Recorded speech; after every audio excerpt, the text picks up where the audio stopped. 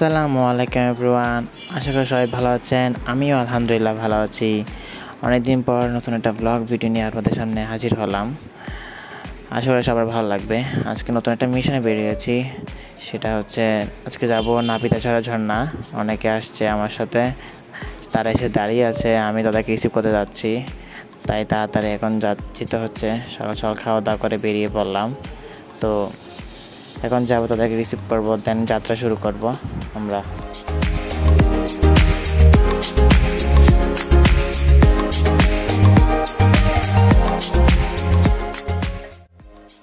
সবাই চলে আসে, আমি সবার শেষে আসি। পরবর্তীতে আমরা ভাটিয়ারি হয়ে ভাটিয়ারি একাকান বিশ্ব রোডে চলে আসি এবং এখানে আসি বাস খুঁজতে থাকি।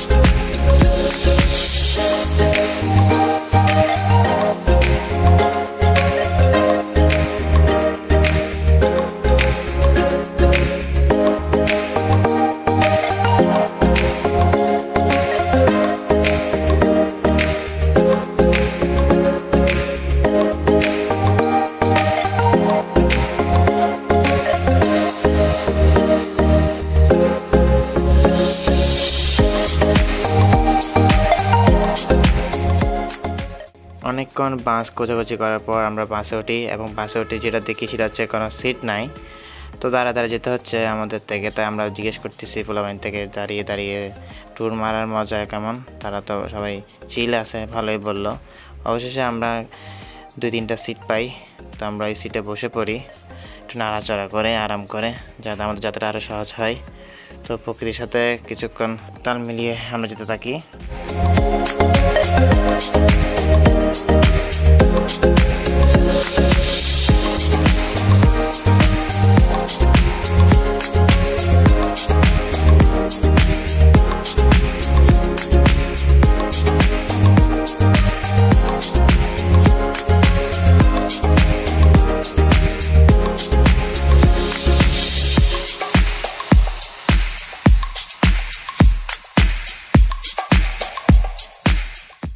বাসের জানলার পাশে বসে প্রকৃতির বাতাস খেতে খেতে এবং মোবাইলে লুডো খেলতে খেলতে আমরা ভুলেই গেলাম যে আমরা ঝর্ণার স্থানটি ফেলে চলে যাচ্ছি।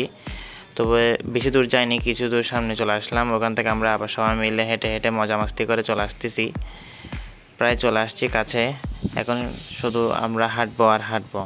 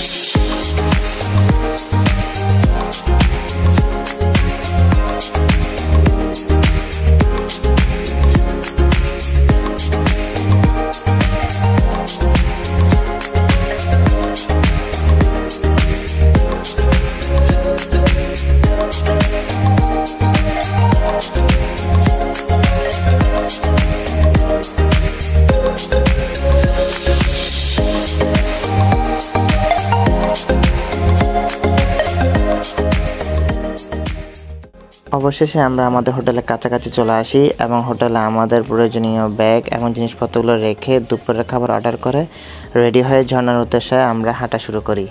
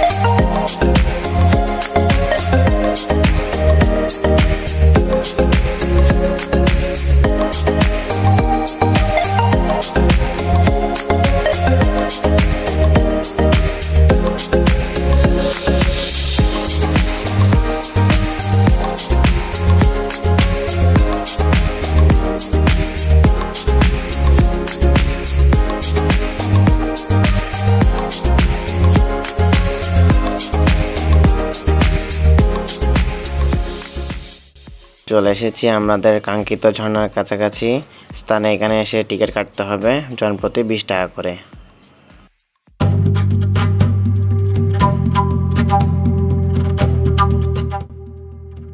টিকিট কাটার পর আমরা হাঁটা শুরু করি এবং এখানে কিছুক্ষণ পর পর কিছু ঝিরিপথ দেখি। যেহেতু আমরা কোনো গাইড নিই নাই আমাদের সাথে করে, তাই আমরা এই ঝিরিপথের পানির সূত্র ধরে সামনের দিকে এগিয়ে যাই ঝর্ণার দিকে।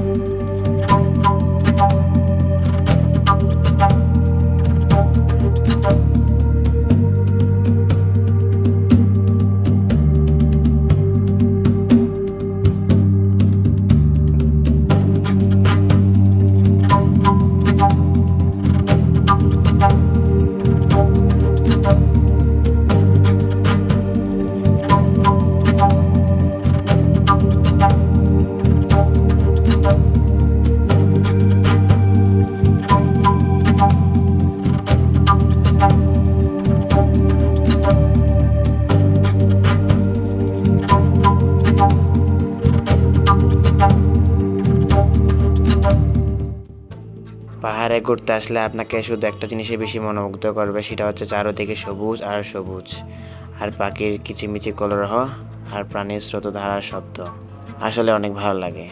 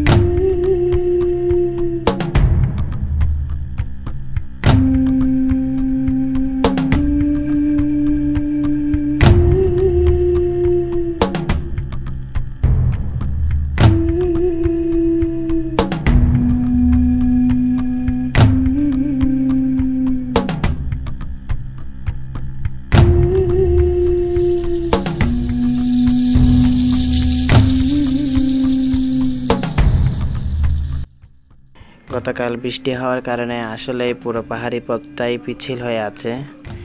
আসলে এখানে খুবই বিপজ্জনক। এখানে আসার সময় লাঠি বা হ্যাংলাইট দুটোই প্রয়োজন, যা আমরা কিছুই আনি নাই। আসলে এগুলো আনার দরকার ছিল সেফটি, তাও আমরা যেহেতু আনি নাই তাও আমরা চেষ্টা করছি সাবধানতা অবলম্বন করে উপর দিকে ওঠার। এই জায়গাটা খুবই পিচ্ছিল, তা না হলে এখান থেকে একবার ছুটে পড়লে নির্ঘাত মৃত্যু। এখানে আসার সময় চেষ্টা করবে আপনারা সেফটি নিয়ে আসার যত সম্ভব।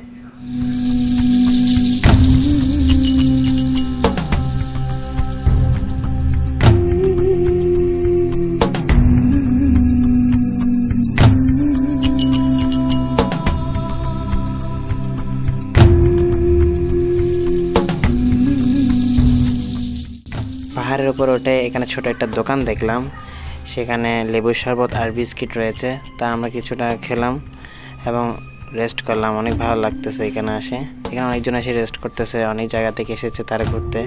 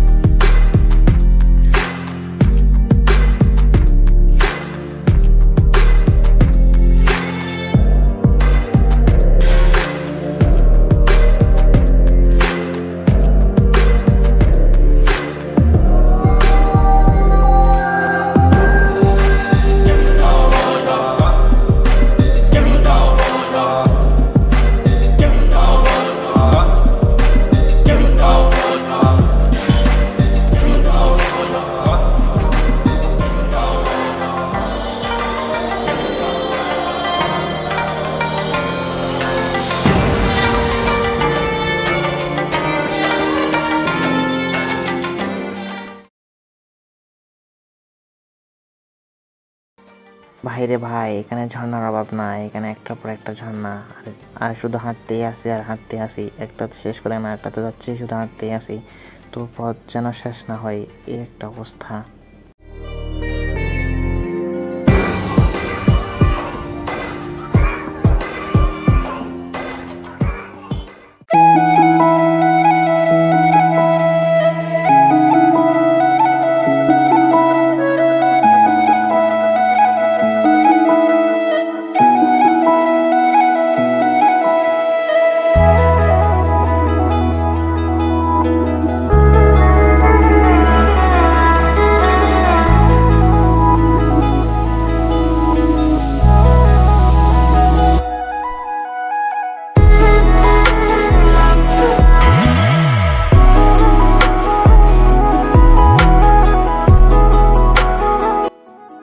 এখানে আসার সময় ছোট বড় অনেক ঝর্ণা দেখি, এটা হচ্ছে শেষ ঝর্ণা। এখানে মোটামুটি আমরা ঝর্ণাতে গোসল করতে পারি, এখানে পানি আছে অন্যান্য ঝর্ণার থেকেও, তাই আমরা কিছুক্ষণ এখানে থেকে বেরিয়ে পড়ি। পরবর্তীতে আমরা হোটেলে চলে আসি, এখানে এসে ফ্রেশ হয়ে নিই, গোসল করে খাওয়া দাওয়া করে রেডি হয়ে আমরা বেরিয়ে পড়ি অন্য জায়গায় যাব। সেজন্য আমার আর ভিডিও করা হয়নি, কারণ ফোনের চার্জ প্রায় শেষ, তাই অল্প ভিডিও করে চলে আসলাম।